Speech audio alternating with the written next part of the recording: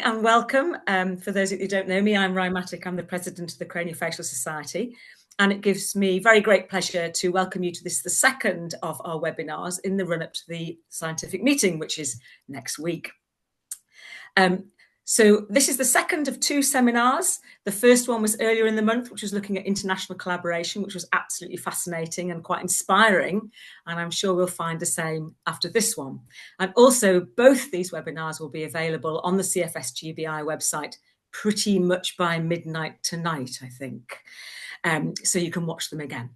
So I would really like to thank Cleft Bridging the Gap for organising these webinars for the second year running. It's a huge amount of work and very much appreciated by the conference organisers giving us a bit of a heads up. And I'd like to thank all of you for coming tonight, because I don't know about elsewhere, but it is sunny in Newcastle and I have glued the sun to the sky, so it should stay for next week. And hopefully we'll be able to enjoy the sun next week and perhaps debate further what we're going to talk about tonight. And as well as enjoy presentations from keynote speakers and the multiplicity of presentations that we have from CFS-GBI members.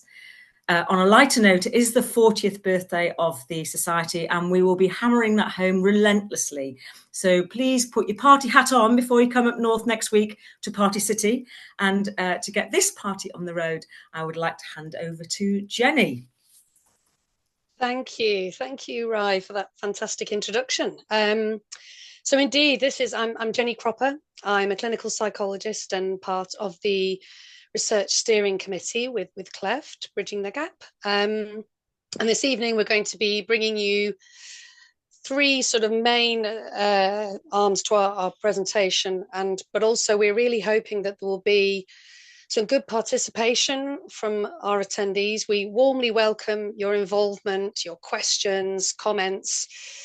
So as we go through, everyone's on mute at the moment. And then when we come to the time for questions, if people want to raise a hand or even put something in the chat if they're having any technical problems and that's not working, I will do my best to field questions in order of asking. So as I say, we're really great to have some good participation. We've got some excellent speakers tonight, people who are reflecting on their journey through research alongside clinical work is going to be quite a theme for this evening, something I know we're all trying to balance that out. So I think we can learn a lot from our presenters tonight. So thank you to all the presenters and to those attending.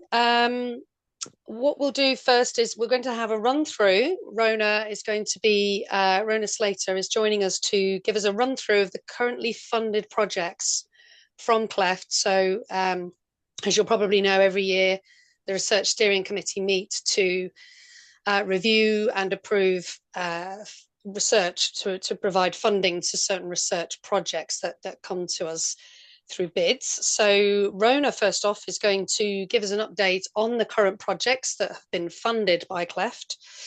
And indeed, if you have some questions, as I say, please let yourself be known, and we'll come to that after Rona's presentation. Rona, I'll hand over to you. Thank you.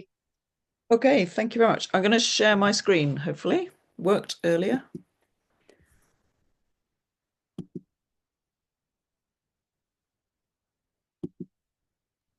Yeah, we're seeing that nicely. That looks good. Okay, lovely. So I'm Rona Slater. I was a cleft surgeon in the West Midlands. I'm now retired, but for my sins, I chair the Cleft Research Steering Committee. And I'm just going to give you a really brief kind of update on the research side of the charity. So Cleft Bridging the Gap has been a charity for many years, but only became a national charity in the summer of 2021. The objectives of the charity are to provide permanent, sustainable ways to improve cleft care, both in the UK and overseas.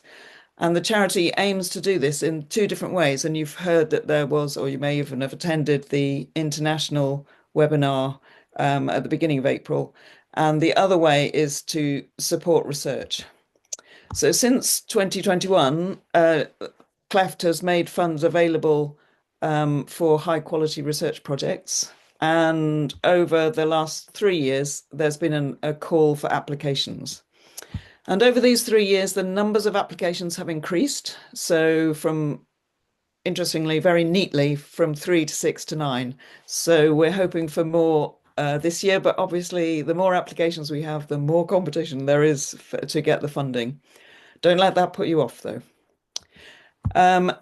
Over these years, Cleft has awarded 6 research grants, and these have ranged from 15,000 to 50,000 for individual projects. And there has been a total of over 200,000 awarded over the last 4 years.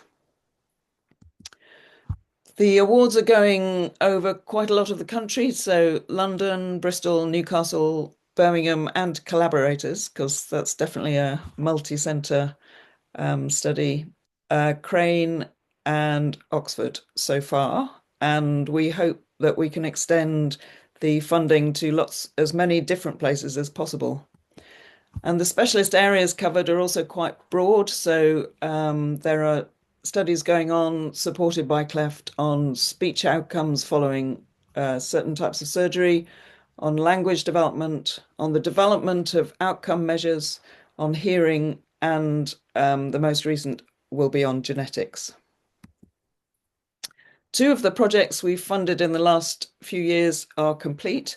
You may have heard about the study that looked at the impact of the pandemic on early language development, and the study that looked at whether eye tracking could possibly be used as an automated measure of success in cleft lip surgery has also completed. There are 3 projects currently in progress. One of these is about speech outcomes following autocachea pharyngoplasty, and I think that's on the agenda at the conference next week. There's another project looking at an automatic scoring tool for measuring aesthetic outcome following cleft lip surgery, and there is a study ongoing looking at how hearing might be related to speech. So these studies are still going on, and the most recently funded project is due to start in October and is a genetics study. So these are the studies that we have, that the charity has funded so far since 2021. There will be a further call for application for research grants this summer. The applications usually start at the beginning of July and more importantly, close at the end of September. But I would really encourage you, if you're interested in getting funding for a study, to look out for the most up-to-date application form and advice for researchers on the Cleft website. Follow the advice. It's so important. Hopefully that what comes next is going to give you some really good insight into how to write a good application. But we see really good ideas where the applicants are sometimes quite let down by the detail in the application. So it's like when you took exams when you were 3, read the question. It's that sort of thing. Look out for the advice. And that was all I was going to say, but I'm happy to take any questions, really, from my role as chair of the research committee. Okay, excuse me. Thank you, Rona. Do we have any questions? Anyone want to raise their hand?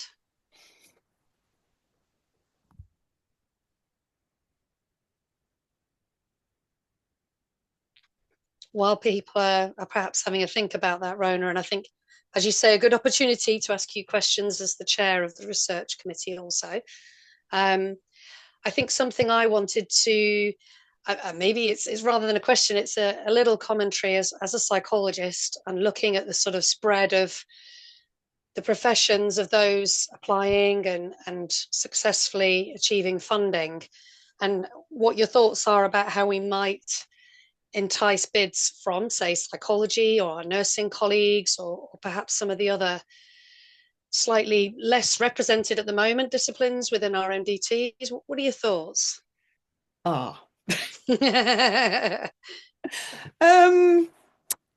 Yes, it has through my whole career, because I spent time with the clinical studies group, wondering about how to encourage people to do more research. And I think you just have to keep offering the opportunity Yeah. and to try to show that it is possible. Yeah. By just really sort of nudging people in that direction. But in the end, it needs somebody, a person who finds that research is really important or kind of really wants to get stuck in. And I think you're going to hear how satisfying doing research can be. So yeah, it takes finding that person really. Thank you. Do you know, and for my thoughts, excuse me, related to that is I think about the value of collaboration if that's possible, because actually sometimes it can feel quite tricky to be, if you're the first psychologist putting a project out there, for example, and how you might want to work with a colleague and put together something that might cross a couple of disciplines, that might help sort of spread the load of what you're attempting to do, but also propagate some new ideas and ways of looking at things if you're coming at it from different perspectives. And for me, and speaking as someone on the research committee, but also generally, I think cleft we're really good at that, in including the whole MDT and representing across the professions. So that, I think that's a strength, and we just need to keep spreading the word to all the different disciplines. Thank you. I see a couple more hands. Matt, I think you were first. Yeah, thanks. Rona, do people make the same mistakes on the form for the same questions? Is it a particular area that people fall up on, or is it just generally mistakes get made? Okay, so I and other members of the committee may have different views on this, but the funding side of things, you need to be precise about what you're asking money for.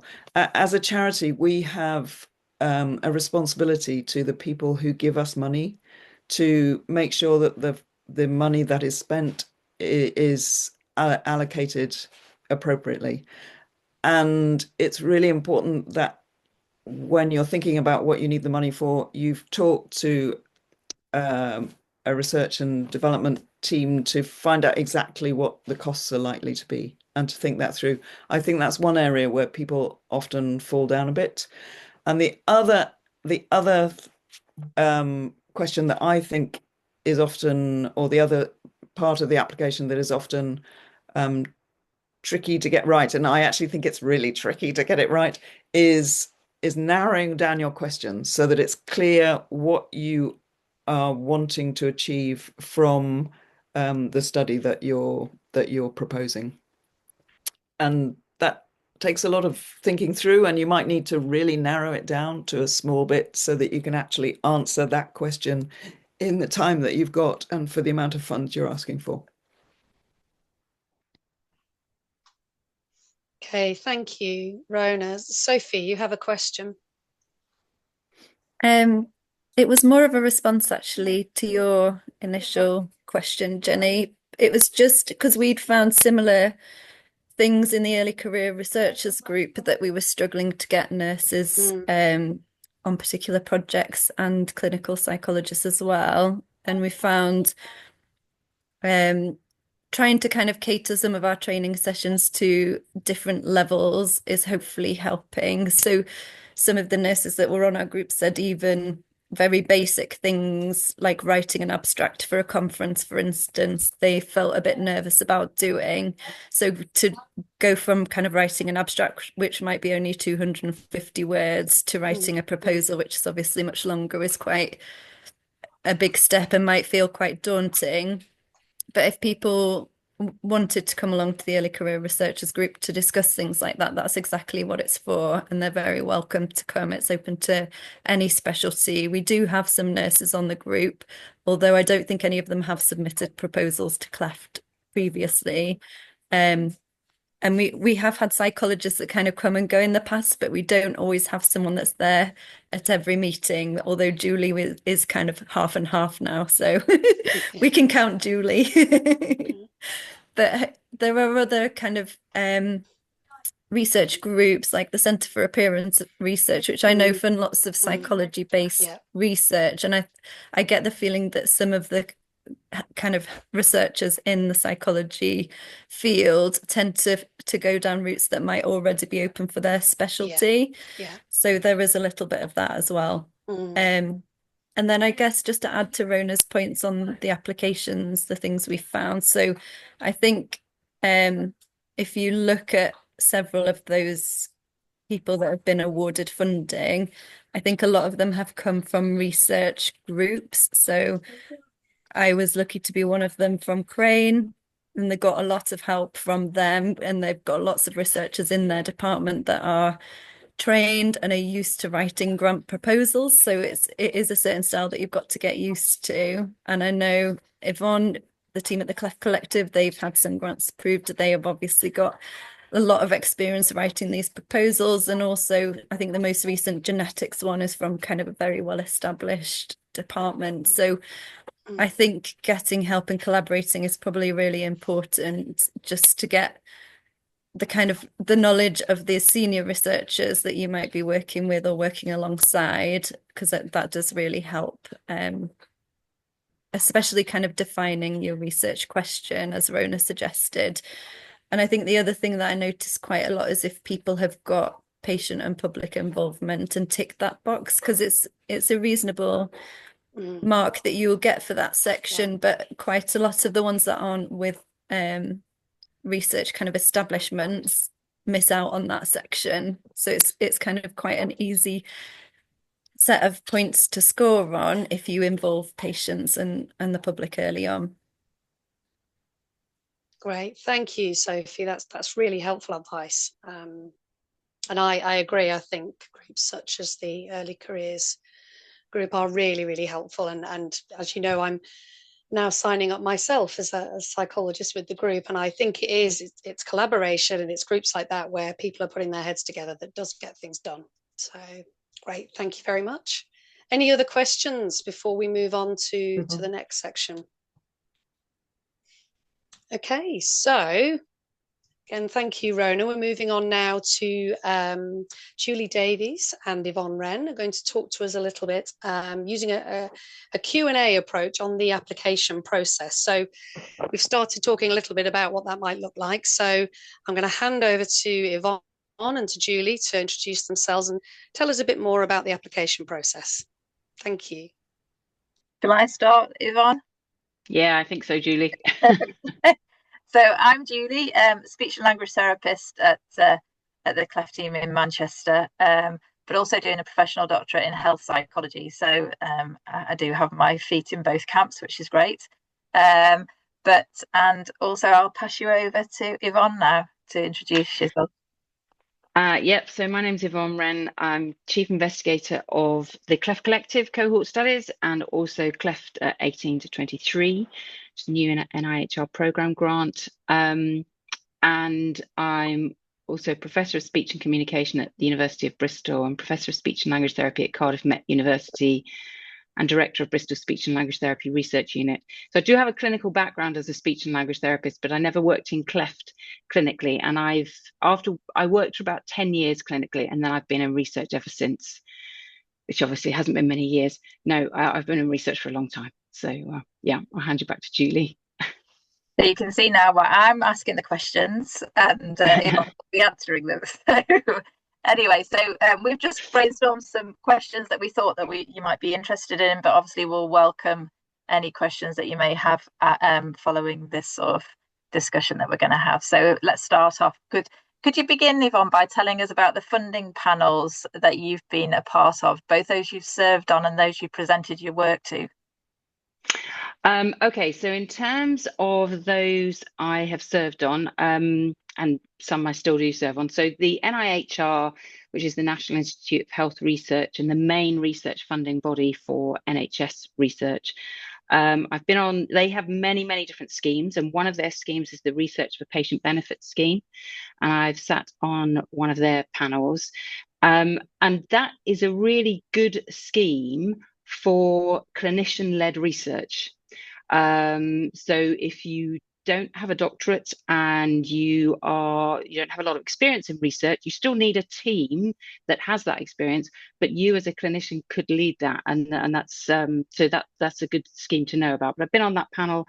I've also sat on various personal award panels. So with the NIHR, I was on their PCAF panel. That's the pre-doctoral clinical academic fellowship, and that was the one specifically not for medics or dentists. So that was for allied health professionals, nurses, and all of the other clinical professions within the NHS. I also currently sit on the Wellcome Trust GW4 Clinical Doctoral Fellowship Programme, and I'm the only AHP on there. The rest are medics and life sciences specialists. We have a lot of medics coming through that scheme, and occasionally dentists, and we're trying to encourage more other clinical professions in there. I also, I chair the Health and Care Research Wales postdoctoral personal award schemes. That's 3 schemes that are all for clinicians who have a doctor already. And then smaller schemes and charity schemes. So the Southwest Health Education England pre and postdoc bridging funding, and then also sit on Cleft Bridging the Gap Research Committee, along with many others here, and the Southmead Hospitals Charity Fund. So those are the ones that I sit on or have sat on. In terms of which ones I've applied to, that would take too long to list, but so I'll mention a few key ones. So MRC, ESRC, so those are both UKRI schemes, so Medical Research Council, Economic and Social Research Council. NIHR, my postdoctoral fellowship was with the medics scheme because it was before they had something specifically for allied health professionals and nurses. I'm trying to think of which other ones. Loads. So that's probably enough on that question. Okay, great, thank you. That's lovely. And so, Yvonne, what do you think are the key elements that make an application stand out to the panel? Okay, so when Julie sent me these questions, I thought I'd try and be clever here, but I may have overdone it. So I've come up with 5 alliterative words to helpfully help you remember the points I want to make. So they all begin with C. So the first one is coherence. You need to tell a story. The people reading these will read them quickly. You will spend hours writing them. You will angst over every word to make sure you get it within the word limit and make sure it's as tight as possible, but they will read them quickly. So you need to hook them in with something really early on, something that says this is really important. And then you need to tell a coherent story. You need to say, what is the problem and what is the scale of the problem and what's the impact of this problem, particularly the impact to the NHS. Therefore, given this problem, what needs to be done about it? And therefore, what do you plan to do about it? And what difference will that make? And how will you affect that difference? It's got to be really coherent, really strong. So that's the first point, coherence. The second point is about consistency. And I get a bit hooked on this, really, because I get a bit annoyed when things aren't consistent. So when you choose what term you're going to use that term throughout. Don't change it. Now, I'm going to use a simple example here. If you were talking about surgeries or operations, pick one term, stick with that throughout, and only use that. And the reason that this is important is the person reading it is very unlikely to know your field. I mean, several people will read it, but some of them will not know your field at all. And you need to make it as easy for them as possible. And if you keep changing the terms you're using, they'll find it hard to follow. They'll lose interest. You will score lowly. So decide on a term and stick with it. And the other one is acronyms. And people tend to overuse acronyms because they are so familiar with them in their field. And you want no more than 3 acronyms within your application, and everything else spell out in full. And make sure you spell it out in full the first time you use that acronym, and then only use that acronym, but only use about 3. So we've had coherence, and that's consistency. The next point picks up on some of the things that have already been said. So then my next one is clarity. And the first thing about this is question, and make sure that you have a question that can be answered. And so Rona and others have already talked about that thing about narrowing your question. We are clinicians. We want to change the world for our patients. We want to make it better for us as clinical teams. But we have to do that step by step by step. We aren't, either as an individual or as a research team, going to be able to affect that massive change through one research project. We're going to just take it to the next step. So work out what that question needs to be and make sure it's something that can be answered, because they will pick up. The panel will read it and say, well, you can't, that's not a question you can answer. So narrow your question. Use robust methodology. And this is where the team comes in. You cannot do this alone. We've talked about why are there not more applications, say, from nurses. And my experience from talking to nurses is that many of them, they haven't had the experience. I'm not talking for all of them, but the conversations I've had suggest that they don't have that experience or background in research so much as some of the other clinical professions. But that's okay, because nobody would be expecting them to do it on their own. We all need each other. We need to be working together. I can't write a quantitative style research bit on my own. I need to rely on Amy Davis, the statistician, or Sam Leary, the statistician, because I don't have those skills. So it's a robust methodology, but you're not coming up with it on your own. You're doing that as a team. Get lots of input, get lots of people to review it. And then the third thing under clarity, which is another C really, is costing. And again, Rona's already talked about this. You need to work with your R&D department in your NHS trust, or if you're at a university, within your health higher education institute. Again, you are not expected to do this on your own. Putting the costings together is a complex piece of work. Your trust R&D team, if they're a research active team, will be doing that all the time. If they're not, they will go on the learning curve with you, but you're not doing it on your own. So coherence, consistency, clarity, which includes costings. 2 more, consideration. Think about the audience that you're writing for. You need to think about that in terms of the content, but also the style. Don't we all find it easier to read something if you've got some formatting in there, if you've got some headings, if you've got some things underlined? Use bold to make the really key points that you want them to read stand out, because I've said they're going to read it quickly. So the more you can make the important things stand out to them, the better. So use formatting for that. One of the pieces of advice I often give to people is, if somebody was only to read the first and last sentence of each of your paragraphs, would it make sense? Because that's kind of what people are often going to read, just the very beginnings and ends of the paragraphs. The middle bit is just justifying what you've said in your first sentence. Consider the scheme and the funder. You can't write the same thing for each scheme and each funder. You can revamp things. So if you get a rejection, you can revamp it for a different funder, but you will very rarely be able to copy and paste. Think about your team. We've talked a bit about this already. You need somebody who is going to drive this forward, who is going to be the lead applicant. But who else do you need on that team to make it fly? Okay, nearly there. So coherence, consistency, clarity, consideration, and finally, convincing. You need to convince them that they absolutely must fund this and that there is no question about this. So you have got to be totally convincing. So you've got to be convinced yourself. So that's my whirlwind tour through what makes a good application. But there are lots and lots of tools online. If you just put into Google what makes a good health research funding application, you will find lots of help, and look specifically for the UK or relative to the funder you're going for. Okay, back to you, Julie. Okay.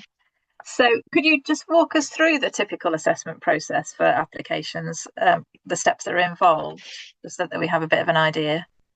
Yeah, it does. It varies depending on the funder and the scheme, and it varies depending on the type of award you're going for. So there are 2 broad types of awards. There are personal awards and project awards. So the cleft bridging the gap is a project award. We're not giving money to one person to do a doctorate or a postdoc fellowship. So the first step with either type will be a screening for eligibility. And you would hope not to be rejected at that stage, because that would say that you haven't read the guidance carefully enough, and you absolutely must read the guidance very, very carefully. Beyond that, some schemes will be a two-stage process, and the stage one will be a review by a panel, and then it'll be shortlisted. And then if it's a project grant, then you will probably be asked for a stage two application, which is more detailed. If it's a personal award, you would be invited to interview. And it's at that stage that things tend to go out to review. But sometimes that can be all done within one process, and you just hear whether or not you've been successful. If something goes to panel, sometimes everyone in the panel reads every application. On other occasions, just 2 or 3 people within the panel will read it, and they will present the case to the rest of the panel. And the people on your panel, as I've said, may know nothing about your field or your discipline. So you have to bear that in mind. They are your audience. You have to write as if somebody knows nothing about your area. And the other thing probably just to mention is that when you're putting a stage one application together, if it is a two-stage process, you have to have a fairly good idea of what's going to be on stage two, because you've got to cost it for stage one. They won't ask for a breakdown in costings usually, but they will ask for the total cost. And you only know what the total cost is going to be if you've worked out exactly what you're going to do. So the stage one and stage two, from the point of view of preparing the application, you've got to have in mind what is in stage two, even if you're only preparing a stage one application. So yeah, that's probably the process, but it does change, and the guidance for each application, each funder and each scheme will usually give you quite a lot of detail, so you can be guided by that. Thank you. So if we move on to the next question, how does a committee weigh different aspects of an application, so such as academic achievements or personal statements or references or things like that? How do they weigh those up, do you think? I'm just looking at my notes for this. Again, it depends on the funder. So I had a funding application not that long ago, probably, well, I say that long, probably about 2 years ago now, in fact. 80% of the application was on the team and who was in it and what their track record was. And only 20% of the application was on what we were going to do, which made it slightly easier to write, but has been harder, actually. I mean, we were successful, but it's been harder than delivering it, because we've had to work out the detail as we've been running it, really. But that's unusual. In terms of personal awards, they're generally looking at a fairly evenly spaced fairly evenly weighted, really, between who the person is, the project that they're proposing, and the place that they're going to do it. In terms of who the person is, if you were going for NIHR or Wellcome Trust or MRC doctoral fellowship funding, it is really competitive. And that doesn't mean don't go for it. That does mean talk to people who are experienced researchers who've had these grants before. Talk to people who are already doing research who you could get involved with, because what you need is a track record in research, even for a pre-doctoral fellowship. So you need your name on papers. You need to be able to say that you've contributed to several research projects. In some ways, the competition is really high. Inevitably, that will mean coming out of your own time. There isn't a way to have a research career and do it entirely within a 9-to-5 job, particularly if you're doing it as a clinical academic.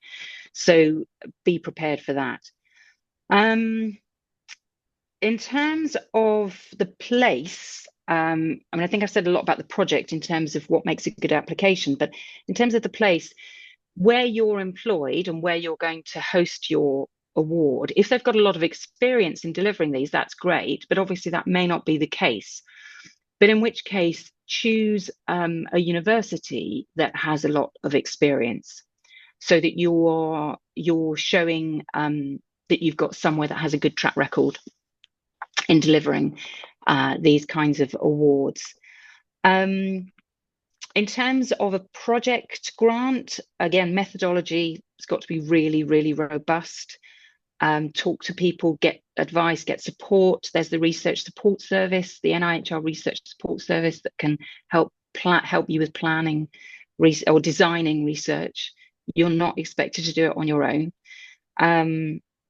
You need to make a good case for the need, or it would be, determined on the need.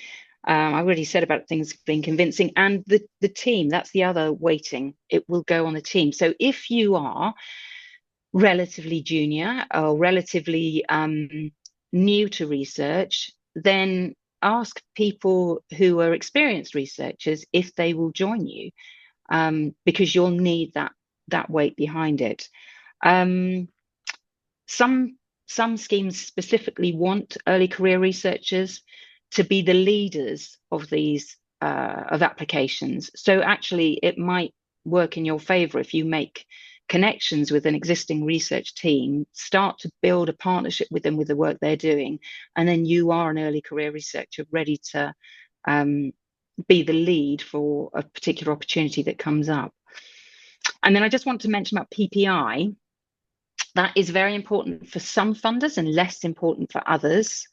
But I think it should be important across the board.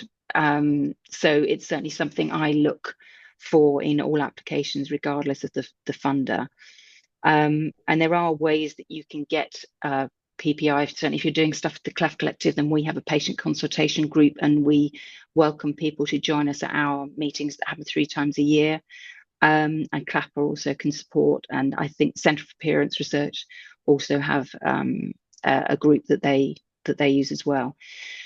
So yes, that's it. It's the weighting varies, but yeah, that's some general principles. Thank you. How are we doing for time, Jenny? Is that our 20 minutes now? I was just going to chip in to say that, yes, we've had 20 minutes. We've allowed 15 minutes for discussion. I mean, if you perhaps wanted to do another 5, and then perhaps we switch over to discussion then, would that be okay? Okay, that's great. Super.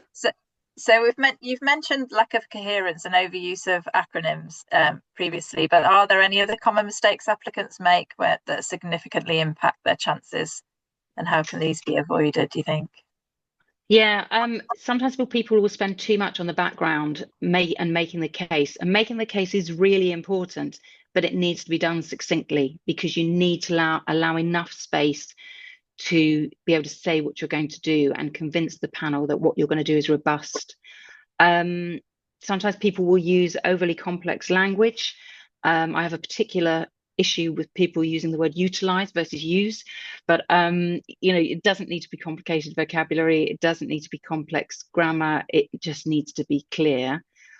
Be mindful of overstating the case. They will see through that if you use too many adjectives saying that either how disastrous the situation is and how what you're going to do is going to absolutely transform things. Be measured in your use of certain verbs and adjectives, because they will see through that. Don't assume knowledge of the panel, but equally don't assume that they're really ignorant. I mean, the plain English summary is there as a lay summary, so you've got to get the tone just right. But generally there will be a chair's report for most funding panels, and that usually provides really helpful advice. Great, lovely. Have we got time for one more, Jenny? Yes, I think so. Okay, I'll be quick. This is our last of panel. Okay. So how do discussions among the panel typically unfold when reviewing applications that are on the borderline? Okay, so this always occurs. So on a panel, you might have, so I'm just trying to think of a couple of different panels where you might have about 15 people on the panel, but only 3 read each application in detail and they score it.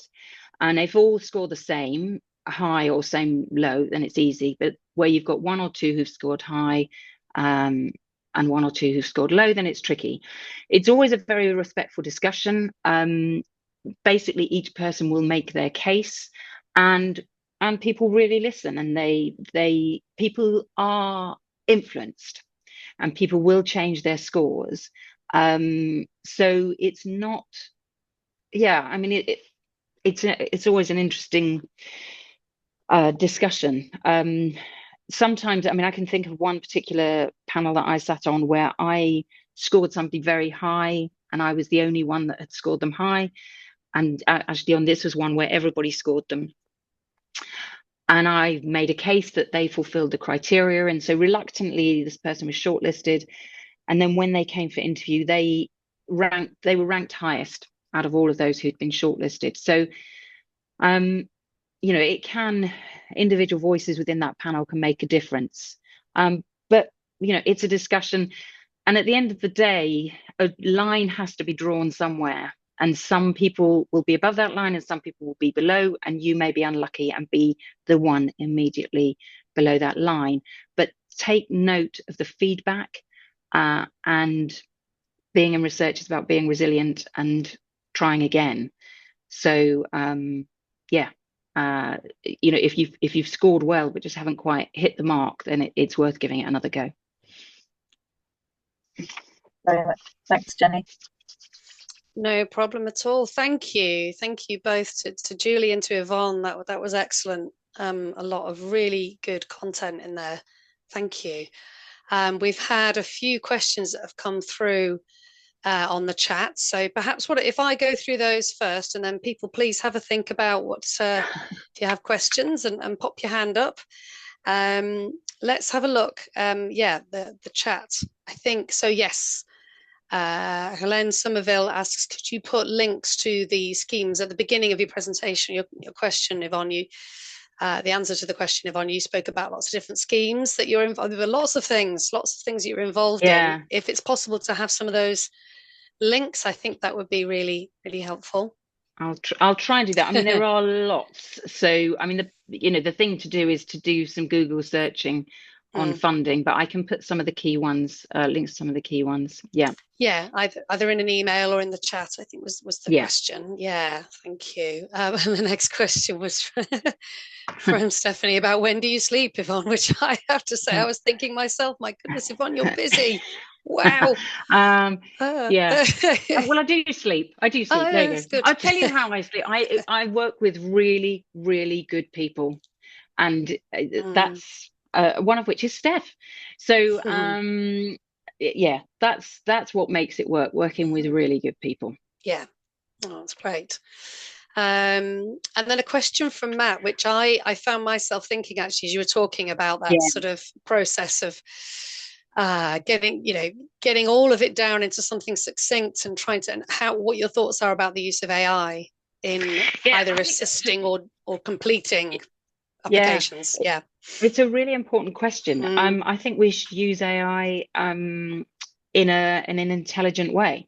So I have no problems with that. I mean, I've used it sometimes to come up with I haven't used it a great deal yet, but I've used it to come up with titles. Come up with a snappy title for this really long sentence, and it comes up with something really good. So I think you could put a lot of text in and say, can you make this more succinct? So I think that's good. I think when AI generates initial, you use that to generate the text to start with, it's very generic, and you need to do a lot of work to add the references in, to make it specific, to make it not sound like AI. So I do think it should be, I've just seen your next comment, Matt, that's what's made me hesitate. I think we can use it. Interestingly, we were advertising for a PhD studentship a couple of months ago, and I put the question that was driving this PhD studentship into ChatGPT and asked it to write a personal statement. And once I did that, I could spot all of those applications where they used ChatGPT to write it. Oh, clever. And I don't have a problem with people doing that, but if that's all they'd done, and it just became obvious where that's all they'd done. And so I if you're using it intelligently, I think good idea, and maybe it'll make it a quicker process, because it's a very, very long-winded process writing a funding application. Shall I answer Matt's next one? Advice. Yeah, the next one. I think I read that. I thought, I know I've done that too. Yeah, I do have a bit of an issue with it. Yes, I do think there are times when utilize is the right word. So there aren't any absolutes with this, but I do think when you're writing something, just ask yourself, is this the right word to use, or am I just trying to be clever here? Why use a longer word when a shorter word will do? The thing you've got to bear in mind is you want somebody to be able to read this quickly and for it to make sense. They will not angst over every word. They will read it really quickly. I've just read an article about it online, and it says always use utilize, because it makes you sound cleverer. There you go. Don't. So I'm going to use utilize. But it doesn't, because people like me think, well, you're just trying to sound clever. So don't. You're all clever enough anyway. None of you need to use the word utilize. Anyway, yes. That's great. Thank you. That's very good advice, Ivana. I like that. Has anyone got a question that they'd like to put to Yvonne? I've got a couple of other points that, just as I was thinking through, I thought might be worth mentioning. One is that, Sophie's already mentioned the Early Career Researchers Group. I think that is a fantastic resource of people, and also resource in terms of the events that they do. So I think this research is about being part of a community. And sometimes when you're starting out, you can feel very much on your own, and you need to be part of a community. So if you don't have somewhere else to go, start with the ECR. And I think a really good community to be part of. The other thing I wanted to mention was that I think the Cleft Bridging the Gap funding is sits in a really sweet spot, because 50k is a difficult amount. There's not many funders that offer that amount. It's either quite a bit less or a lot more, and yet actually sometimes that's the amount of money you need. So I think that's another reason why this is a good fund that we offer. And then just a couple of other points just to finish off with. The average success rate for grant applications is research grant applications is about 1 in 5. So if you're doing any better than that, you're doing really well. Over the years, and I have been in research a long time, but not full-time in research for that long. But over that time, I've got over £10 million in research funding and £6 million as the lead applicant.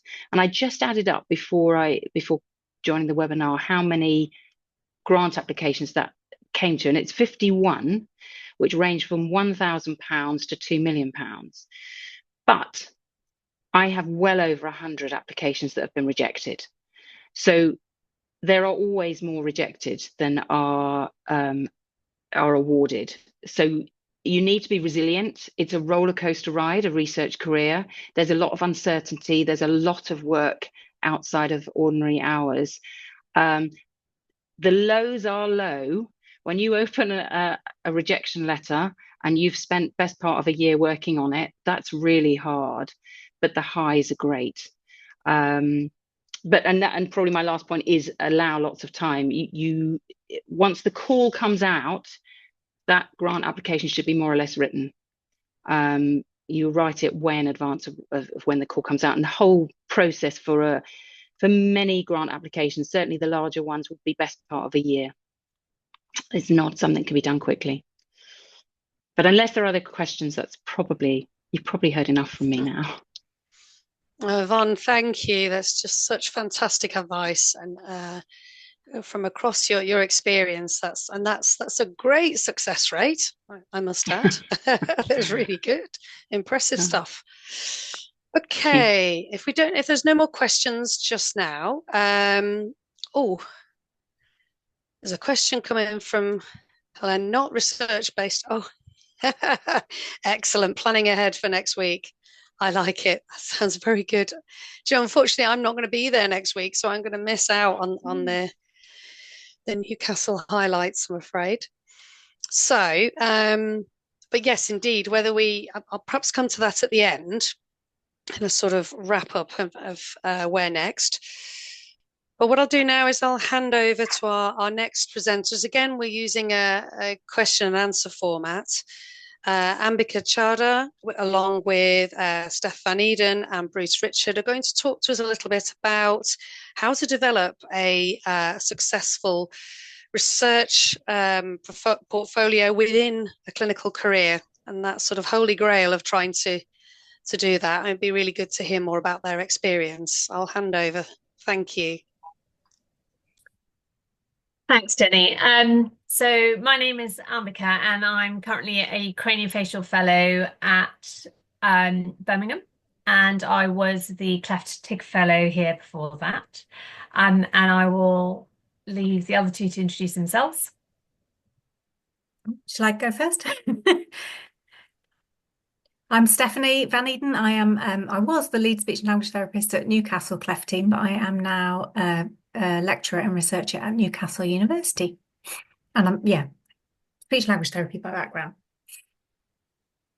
And I'm Bruce Richard, a cleft lip and palate surgeon from Birmingham Children's Hospital, and retired about 3-4 years ago, but I've had a lifelong interest in clinical research. So Bruce and Steph, we've obviously gone through these questions before, and I was looking back at the answers, and there's some distinct pearls of wisdom in there, so hopefully we can distill them.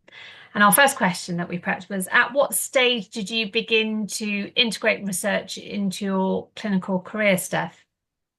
Yeah, I was trying to remember what I told you, so I hope I tell you the same thing. And I'm trying to be succinct as well, because I could go on forever. It was a long time ago, and I was coming back from maternity leave and got involved in a project that wasn't mine. I got given it and found something that had nothing to do with what we were looking for, but that was much more interesting.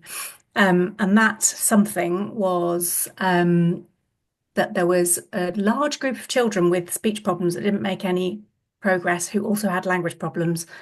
And that many, many, many years later led to my PhD and is what I am continuing to follow.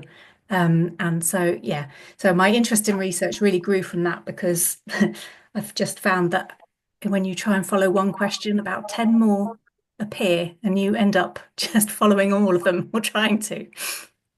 So that's an example, I think, of serendipity, isn't it? Which, most of us hope we get at some point in our career. So to stumble upon it is amazing. Bruce, how about yourself? At what stage did you integrate research? I think the word is integrate there. And I think that really started for me when I became clinically independent, by which I mean I was responsible for my own patients. And that doesn't really happen in the UK until you're a consultant. So that makes it harder, I think. But I actually left the system and went to Nepal for 11 years, halfway up the registrar ladder. And I was immediately in charge of a leprosy hospital and later a government hospital for the Nepalese. And I had masses of work. And I just started noting things and recording data and measuring angles of when I did tendon transplants. And nobody had done it before when I started looking up, trying to find the answers to my own questions. And I ended up publishing those answers myself, 32 papers in 11 years in Nepal, all authored by me. And a very irritating professor at Cambridge said, well, why'd you do them on your own? I said, because I was on my own, mate. So anyway, you can be as different and maverick as I am, or you could go the normal way.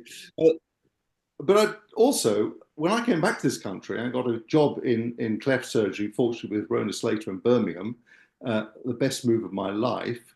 Cleft was just rising up as a specialty and setting its parameters for data management and collection. And we've done it. We've beaten the rest of the world, guys. We've got the most longitudinal collected data of an entire population of clefts. And we just need to access that data and make use of it. And I have been able to begin to do some of that. So I think that's how I started in integrating it, just by having a passion for wanting answers to questions, but also collecting my own data when necessary, or accessing what is there and helping building up the audit systems such that such data has veracity. Bruce, I'm going to segue into a question we didn't prep, because you've emphasized it a couple of times and I've picked up on it. Two things actually, but I'll stick to one. You've mentioned in the past the importance of meticulous data collection as part of a personal practice. Do you think that's something that should be emphasized for all health practitioners? I know Matt, for example, is quite obsessed about reflecting on his own outcomes to the point of developing systems that he's going to talk about next week. There are others that I would know kind of bumble their way through a consultant career and don't necessarily do that, and maybe we rely on external systems like Crane. Is that a culture you think we should be inculcating a bit more? I actually think we're well down that route already in Britain. Actually, I think cleft surgeons and cardiac surgeons before us have led the way because they had to publish their results, and we've had to lead the way because we became a tiny specialty with only 22 consultants who had to be honest about our results and own them for ourselves. And that was acutely painful for many people. And it's been painful for me in one aspect, because my growth results are nothing like as good as Rona's, and our speech results are both equally good. In fact, better than a lot of the other people in the country. And the real question is, why? That's what we should be asking. Why? But we have to own it first. Yeah. Okay. So moving on to our second question. Steph, what's been the greatest challenge in integrating both clinical and research pursuits?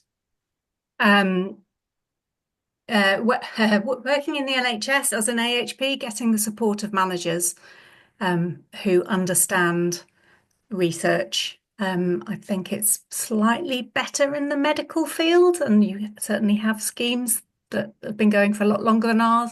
But on a personal level, I found that really challenging when I decided to make that move.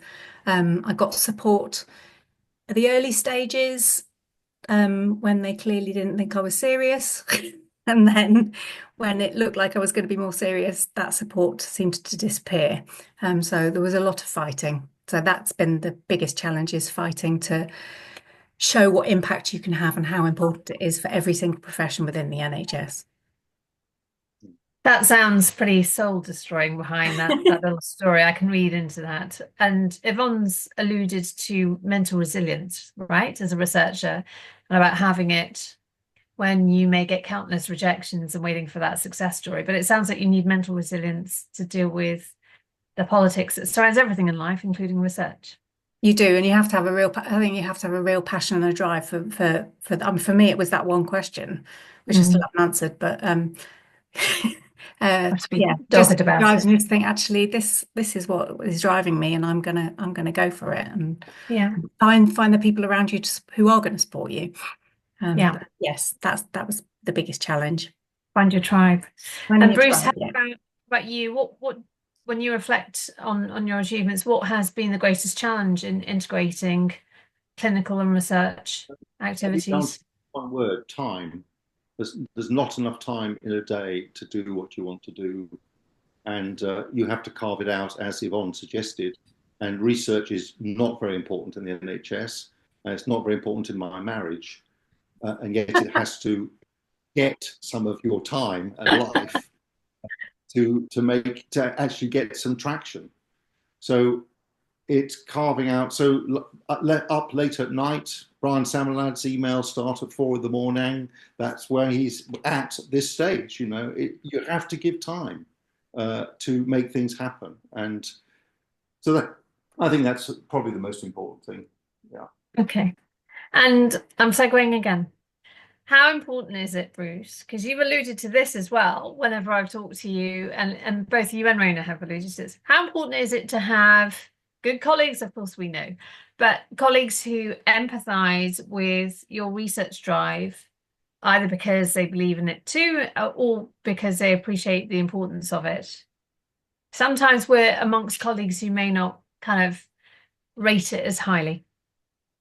Yeah, that's a very difficult question to answer, actually, because I think I guess some of it would boil down to my personality. I network a lot. I'm an external processor. I talk to people. I smile at people, and I take an interest in their life. And if they take an interest in mine, then they can maybe get some of the passion about why I'd love to have a bit more time to answer this question or get some energy to go in this direction. So I Both think you and Steph are saying the same thing in different ways about finding your tribe, isn't it? Yeah. Okay.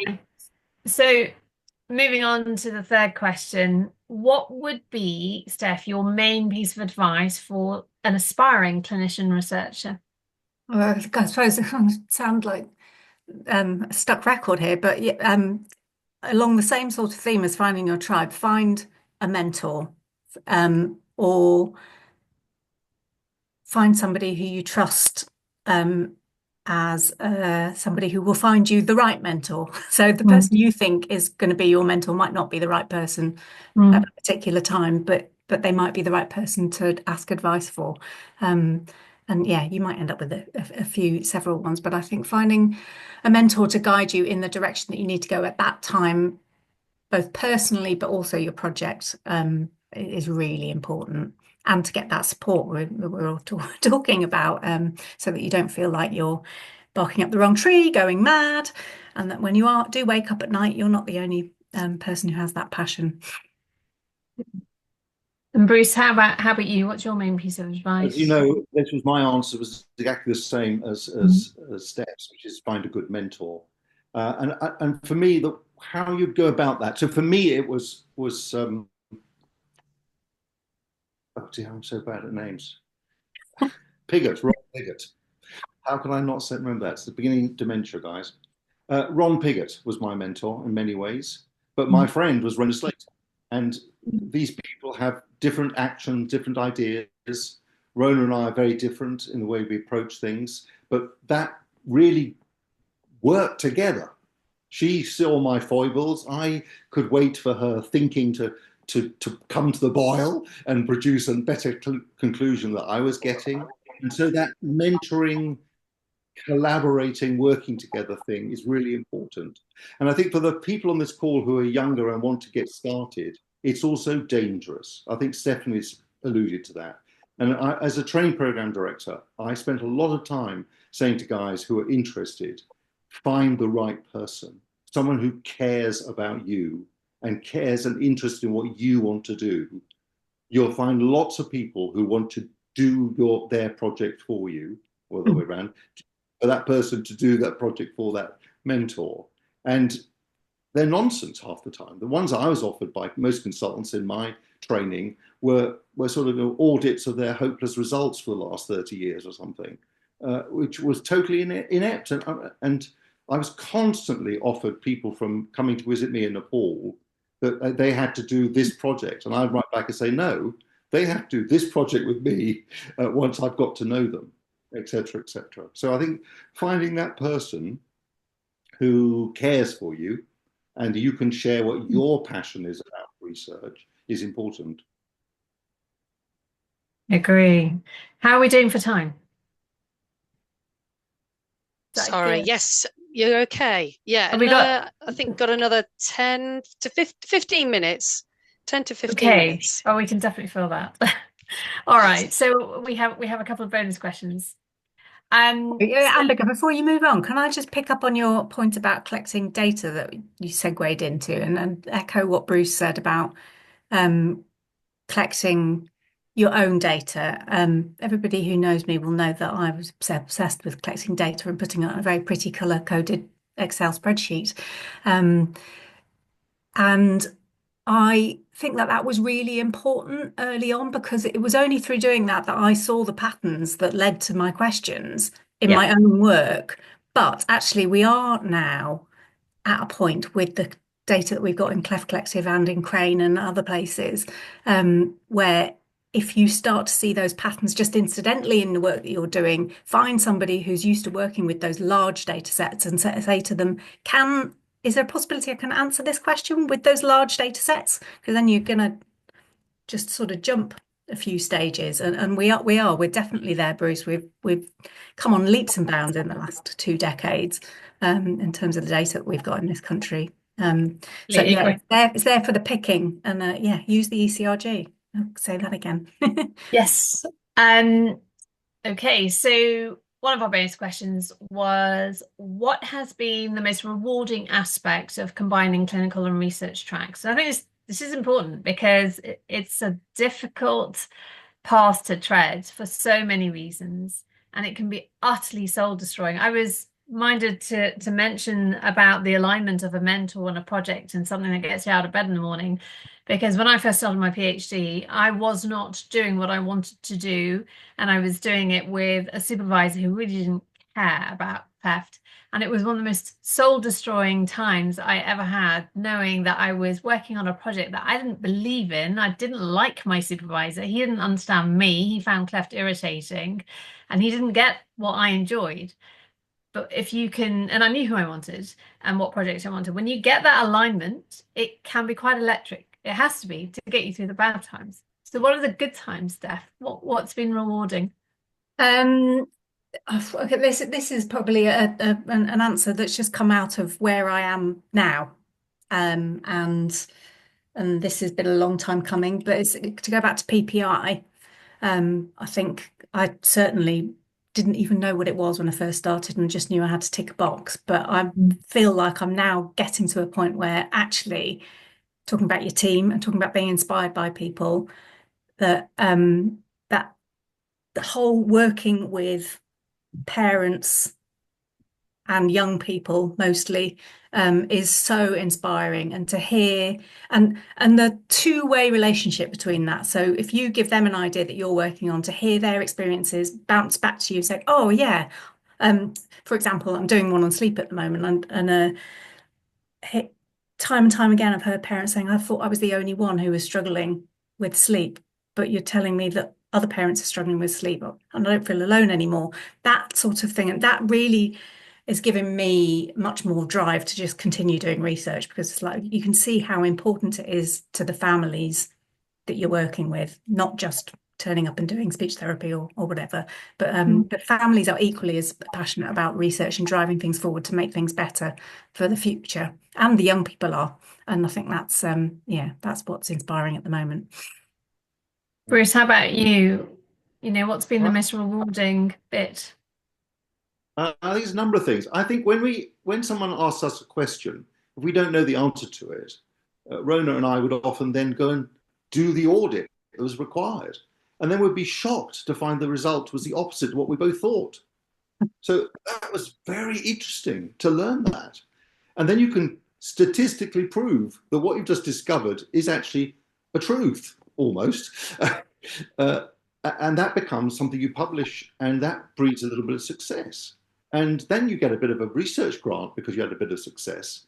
And then you attract a few other young people who are excited by the ideas that we're exploring, and they want to help you. And thank God they do, because I haven't got time to do it. But they can write the paper, and they usually write better than I do. And so it goes on. And so a little bit of success creates a little bit more success, and you can get to be where Yvonne Wren is with, by moving down that, up that elevator, if you like. And just the sheer joy of finding some clinical truth that makes a difference, and still being irritated by the things we don't know the answer to that would make a big difference even yet. And the people on this call and the next generation are going to make that happen, I hope. Jen, are we good for time still? Yeah, I think another 5 minutes is fine. Okay, I have a question. You don't know what it is. Um, the ECRG is an amazing resource for anybody who wants to sound off anything, and that's how you get your escape velocity in part and your confidence with all kinds of things that we've discussed: applications, presenting, how's this idea, that idea. The next stage after that, when you do your research project, it may or may not be part of a formal research degree, is being more of an independent researcher and lead, perhaps kind of amalgamating things and assimilating your group. That's a really difficult jump to make. It requires internal conviction, but there's a lot of logistical stuff at play. What advice do you have, both of you and anyone else on the call, for people in that position, such as myself? I also look at Matt, he's in a similar position, where you are transitioning to research independence, but at the same time are almost more reliant on your team that you may or may not have than ever before. Yeah, just that team again. I don't think, I think it takes forever. Nowhere near there yet. Yeah, it takes a long time. So finding the right people, I don't know. Yvonne, do you ever feel independent? I can't imagine that you ever do, because you always need the help of somebody else. It's Independent, I find a very funny interdependence, word isn't it? in these. Yeah, it's because you're not working alone. No. You reach the point where you're leading something, yes, but you're not independent, because you're reliant on other people in the team being able to do the things that you can't do. So I think independence isn't quite the right word. Actually, I agree, because we need to work interdependently, as we do in life. So yeah. Yeah, I think there's something about that word that makes it sound like you should be able to go off and write that grant all by yourself and do everything all by yourself. And actually, the one thing that I learned from my PhD was that I never want to do anything by myself ever again, because that's probably the most lonely part of research. Once you come out the other end, lots of people want to be a friend, which is nice.